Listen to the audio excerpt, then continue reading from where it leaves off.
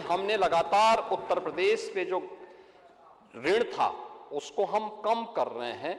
हाँ, ये तो स्वाभाविक रूप से वॉल्यूम बढ़ेगा तो उसके दायरे बढ़ेंगे, लेकिन जितनी हमारी आय है उसका व्यय में संतुलन बनाए रखने का काम इस दौरान सरकार ने यहां पर किया है। और प्रति व्यक्ति आय को भी अगर देखा जाए तो प्रति व्यक्ति आय इस वित्तीय वर्ष के अंत में यानी 24-25 के अंत में जो गत वित्तीय वर्ष संपन्न हुआ है उसमें उत्तर प्रदेश की जो प्रति व्यक्ति आय थी 16-17 में जब हम लोग आए यानी जब हम आपकी सरकार थी तब यह लगभग 43,000 के आसपास थी, और जब हम लोग इस वित्तीय वर्ष के अंत में यानी 31 मार्च तक जाएंगे तो यह 1,20,000 क्रॉस कर चुकी होगी।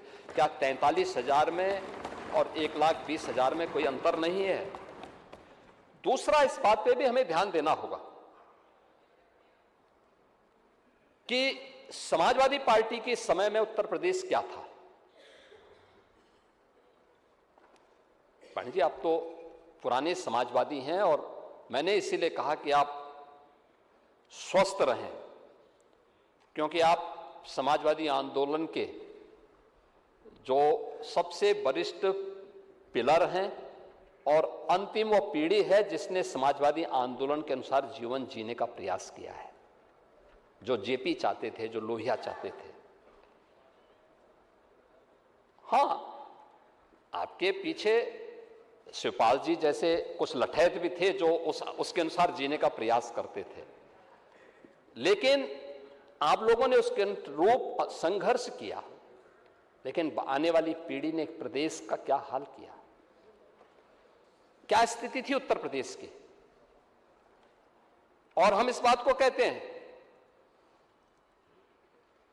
पिछली बार भी जब उत्तर प्रदेश ने विकसित भारत, विकसित उत्तर प्रदेश के मुद्दे पर चर्चा की, और अध्यक्ष जी, मैं तो आपसे अनुरोध करूंगा कि अगर समय मिलता है तो हम लोगों को ये चर्चा करने वाला उत्तर प्रदेश देश का पहला राज्य है जिसने आदरणीय प्रधानमंत्री जी के विजन को प्रभावी ढंग से इस सदन के माध्यम से चर्चा के विकसित भारत के लक्ष्यों को प्राप्त करने की दिशा में हमारे क्या कर्तव्य होने चाहिए, क्या दायित्व होने चाहिए।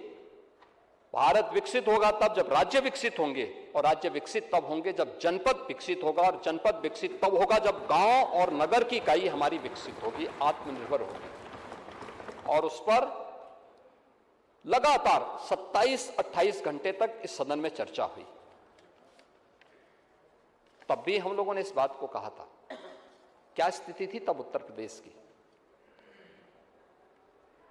यानी 16-17 में उत्तर प्रदेश की जो स्थिति थी, उत्तर प्रदेश देश के अंदर सबसे यानी बड़े राज्यों में अगर आप देखें तो बॉटम 3 राज्यों में आता था। जो सबसे नीचे के राज्यों में उत्तर प्रदेश की गिनती होती थी, और बीमारू राज्य उत्तर प्रदेश हो गया था। परसेप्शन खराब था। देश भर में आपको जाने का अवसर प्राप्त होता था तो लोग किस निगाह से देखते थे उत्तर प्रदेश को, आपसे ज्यादा कोई छुपा हुआ नहीं है। लेकिन इन 8, साढ़े 8, 9 वर्षों के दौरान उत्तर प्रदेश के अंदर जो परिवर्तन आया है, बॉटम 3 से टॉप 3 राज्यों में उत्तर प्रदेश को पहुंचाने का काम इसी डबल इंजन सरकार ने किया है। टॉप 3 राज्यों में 13 लाख करोड़ रुपए की उत्तर प्रदेश की जीएसडीपी को पहुंचा करके हम 36 लाख करोड़ तक पहुंचा रहे हैं, और हमने तय किया है कि 26-27 में इसको 40 लाख करोड़ तक पहुंचाएंगे।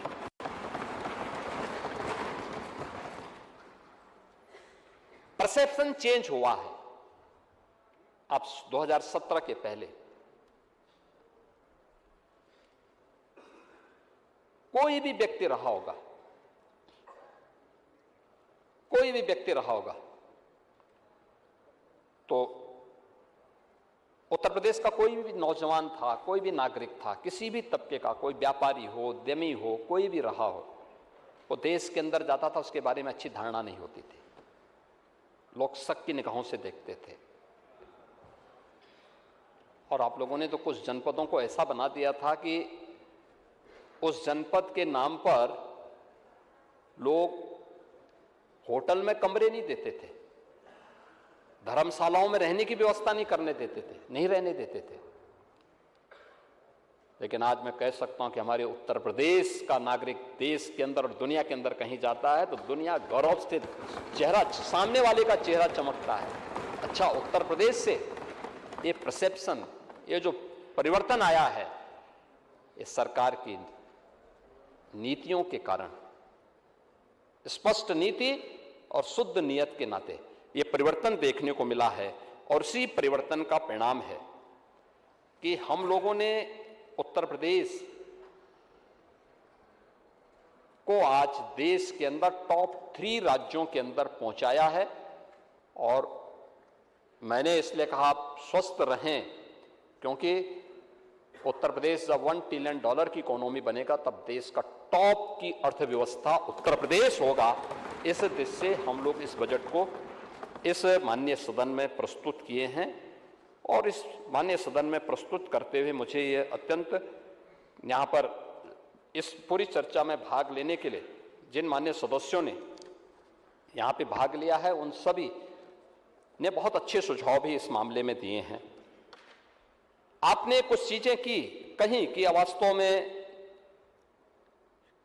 कहां से पैसा आएगा।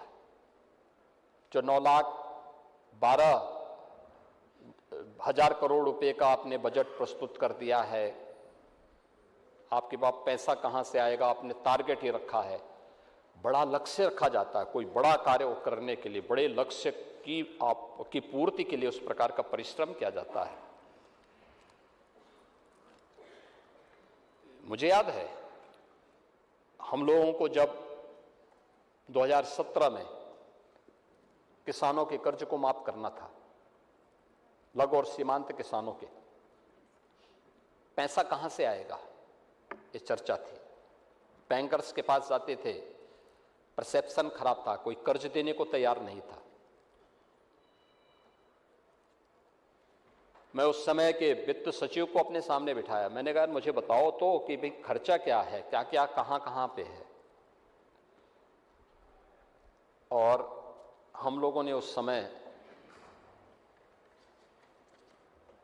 जो योजना बनाई थी और उसके बाद जो बजट बनाया था, उत्तर प्रदेश पहला राज्य है जिसने अपने बजट से किसी बैंक से कर्जा नहीं लिया, किसी वित्तीय संस्थान से कर्जा नहीं लिया, और प्रदेश के अंदर 86 लाख किसानों के 1 लाख रुपए तक के कर्ज माफी के कार्यक्रम को संपन्न किया था। उत्तर प्रदेश ने किया था। ये सारा पैसा हमने बजट से दिया था। हम लोग आए थे, बजट प्रदेश का खजाना खाली, बैंक कोई पैसा देने को तैयार नहीं। हां, हमने लीकेजेस रोके, भ्रष्टाचार पर प्रभावी अंकुश लगाया, और प्रभावी अंकुश लगाने का परिणाम था कि प्रदेश की वित्तीय स्थिति सुदृढ़ होती हुई दिखाई दी। और आज हम लोग इस स्थिति में पहुंचे। पीएलए को हम लोगों ने इसीलिए बंद किया कि 31 मार्च तक जो पैसा खर्च होगा वो वहां रहेगा, या जिस योजना का पैसा जाएगा वो वहां रहेगा, शेष पैसा वापस आ जाएगा। क्योंकि डंप पड़ता था, वो पैसा डंप पड़ा रहता था। उस पैसे का उपयोग हो सके, हम इसलिए उस पैसे को वापस लेते हैं और डिमांड के अनुसार फिर उस पैसे को यहाँ से वापस भेजते हैं। उसके अनुरूप ये कार्रवाई आगे बढ़ती है। हम लोगों ने इस बारे में, इस बात को, यानी जो यहाँ पे मैंने पहले भी कहा कि जो कुछ कल जो यहाँ पे एक अधिनियम पारित किया है माननीय सदन ने, FRBM से संबंधित रिजर्व बैंक की गाइडलाइन के अनुरूप, ये रिजर्व बैंक की गाइडलाइन है किसी भी राज्य के लिए, और उसी को उत्तर प्रदेश फॉलो भी कर रहा है कि हम लोग FRBM की उस अधिनियम के अंतर्गत ही हमारे ऊपर कोई भी कर्ज हो और हमारी जो वित्तीय अनुशासन हो उसके अनुरूप हो। और उत्तर प्रदेश देश के अंदर उन राज्यों में से है, और उसमें अग्रणी राज्य है जिसने रिजर्व बैंक की इस गाइडलाइन को अक्षरशः पालन किया है और उसको कहीं भी विचलित नहीं होने दिया है। महोदय, उत्तर प्रदेश के अंदर